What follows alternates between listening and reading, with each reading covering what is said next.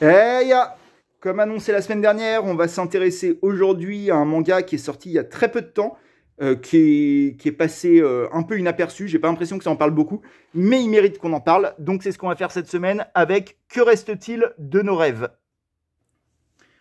Donc Que reste-t-il de nos rêves? C'est un manga en deux tomes qui sont parus en même temps. Donc ils auraient pu le mettre en un seul tome, mais c'est en deux tomes qui sont parus là il y a 2-3 semaines chez un éditeur qui s'appelle Atelier Akatombo, dont on avait déjà parlé dans une vidéo il y a longtemps sur Série, un manga de science-fiction que j'avais beaucoup aimé. Et Atelier Akatombo, c'est en fait un éditeur qui publie plutôt de la littérature normalement, et qui publie de temps en temps un manga ou deux, mais ils en ont vraiment publié très très peu. Et c'est plutôt des mangas assez littéraires. On va revenir là-dessus, parce que justement, c'est aussi le cas de Que reste-t-il de nos rêves. C'est de Yumi Sudo, comme vous voyez, c'est sa première œuvre, je crois. En tout cas, j'ai pas trouvé trace d'autres œuvres, donc ça doit être sa première. En France, c'est sûr, et même au Japon, j'ai pas trouvé de trace d'autres trucs. Donc voilà, ça doit être son premier. Ça vient juste de sortir, c'est très très chouette. Je vérifie juste, j'avais pas regardé. Est-ce que ouais, au Japon, ça date de 2020. Vous voyez, 2022 en France, 2020 au Japon. Donc c'est récent dans tous les cas. Et c'est une histoire assez touchante, même très touchante pour être franc, qui raconte l'histoire de Kyoko. Kyoko, au départ, c'est cette vieille dame qui est en train de devenir un peu sénile, qui est en train de perdre la tête, très clairement, et vit avec sa famille. Là, vous voyez sa petite fille, qui donc 2 générations en dessous. Il y a sa fille aussi, et il y a son arrière-petite-fille, qui est là, la gamine qui est en train de faire une crise par terre. Et en fait, donc, Kyoko, elle est un peu en train de devenir sénile. Au début du manga, elle reçoit la visite, là, vous voyez, la petite fille et sa fille. Elle reçoit la visite de cette femme qui s'appelle Mitsu, qui a l'air d'être une amie d'enfance de Kyoko, qui est vieille aussi, mais qui est en meilleure santé. Qui est en meilleure santé, en tout cas dans les premières pages, parce qu'on nous apprend ensuite, très, très rapidement, qu'elle vient de faire une crise cardiaque. Et donc, voilà, on apprend que Mitsu était décédée. Accident de la circulation, c'était pas crise cardiaque, excusez-moi. Et voilà, et à partir de là, en fait, la petite fille de Kyoko va un peu fouiller les affaires de sa grand-mère, parce qu'elle voit que la mort de cette Mitsu a un effet énorme sur sa grand-mère, qui tombe complètement en catatonie quasiment. Elle fouille un peu les affaires et elle tombe sur un journal intime dans lequel elle trouve, vous le voyez là, un bout de doigt dans un bocal, donc assez mystérieux, voire effrayant. Et ça va justifier qu'elle va lire le journal intime pour découvrir d'où vient ce doigt. Je vous donne pas la réponse, mais c'est pas un manga d'horreur, contrairement à ce que vous pouvez croire. C'est un manga très émotionnel, qui a rien d'effrayant, pas du tout.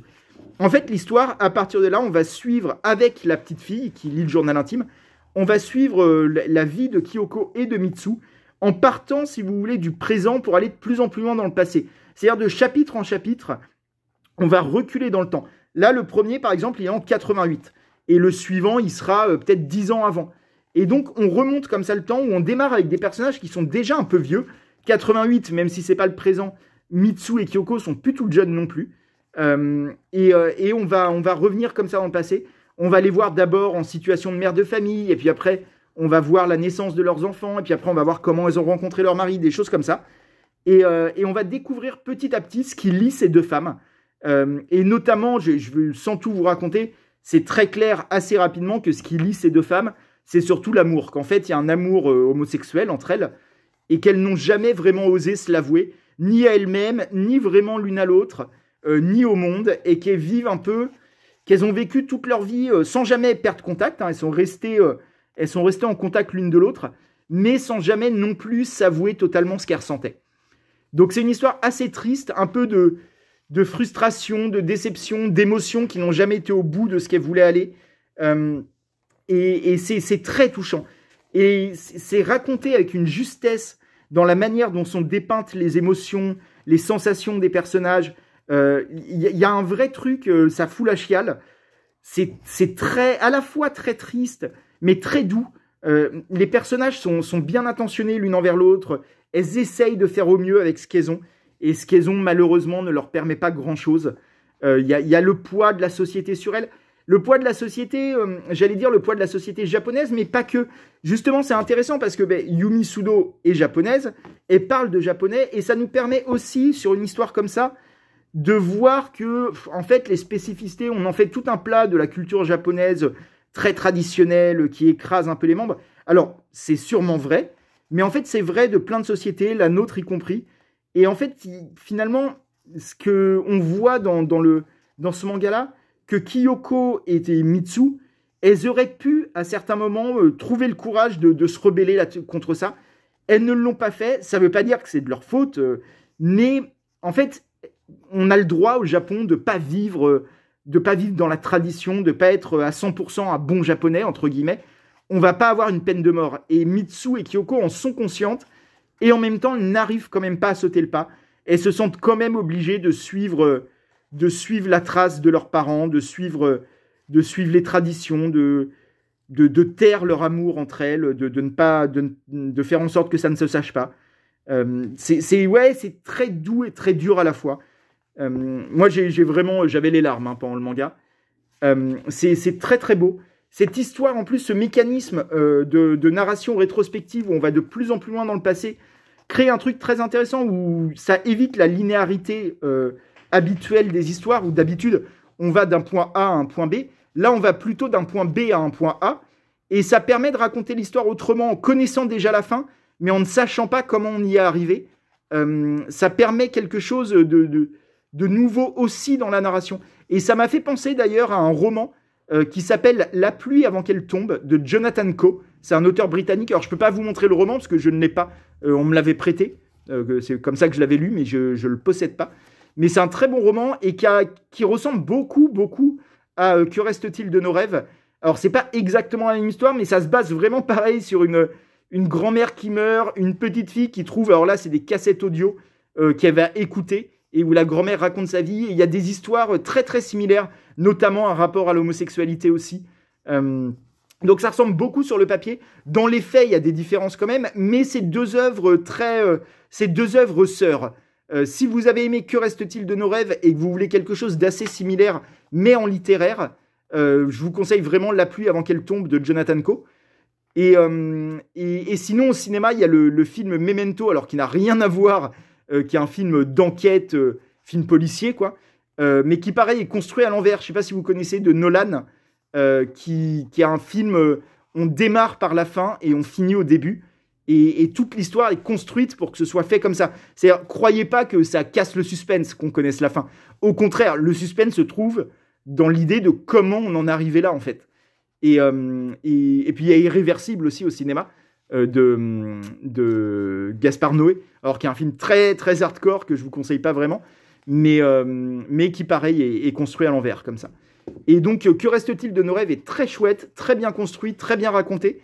La seule réserve finalement que j'ai, c'est que là, vous voyez, je vous parle de Jonathan Coe, La pluie avant qu'elle tombe. Je vous ai dit au départ que l'éditeur Atelier Akatombo est un éditeur plutôt de littérature et que les mangas qu'il publie sont des mangas assez littéraires, on va dire. Et c'est peut-être la seule réserve que j'ai sur ce manga, alors qu'une réserve limitée. Hein. Je ne veux pas vous dire que c'est pas bien à cause de ça.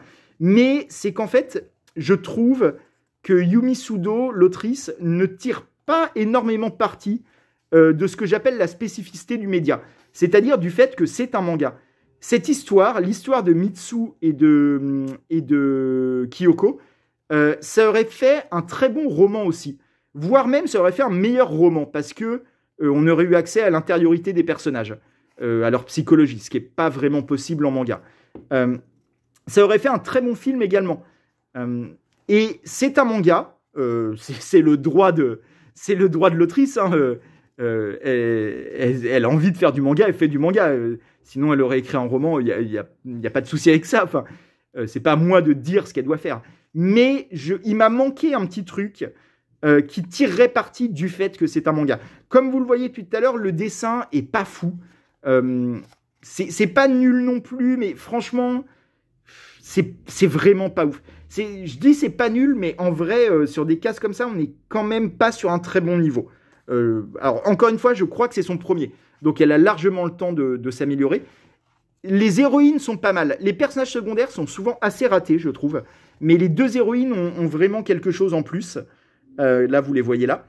Et donc, c'est sympa, mais il n'y a rien de fou. Et il n'y a rien surtout qui tire parti du fait que c'est un manga.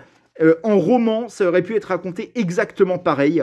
Alors, écrit à la place d'être dessiné, mais il n'y a rien de spécifique au manga. Je pense que vous comprenez ce que je veux dire. Et c'est la seule chose qui m'a un peu gêné.